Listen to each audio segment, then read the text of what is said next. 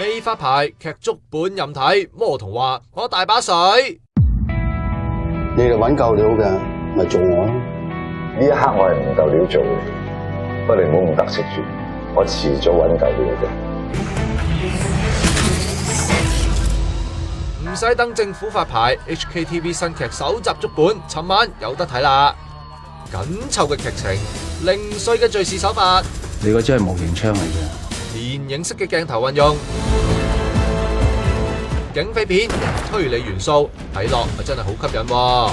網民反應就梗係一面倒，like 爆啦！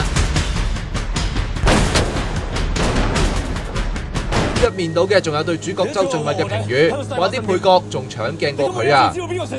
尤其係亦正亦邪嘅智叔，之前拍大冬瓜真係嘥咗佢。面叉住你單 case， 仲有呢個天真可愛嘅俊俊，都被網民狂讚㗎。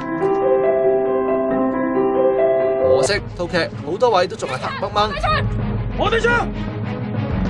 嗱，遲啲開台咧，會唔會播多次呢集就唔知。跳得咁勁嘅劇情，師奶可能洗個碗就甩咗㗎啦。不過呢啲都係後話，依家牌都未發。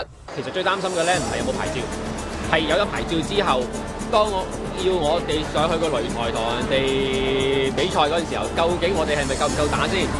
咁牌遲早都有㗎，即係呢唔係今個月有，下個月有，即係呢個係遲早嘅事嘅啫。魔童尋日出席活動，仲強調自己係零負債，個水塘仲有大把水，使咗1/10都冇啊！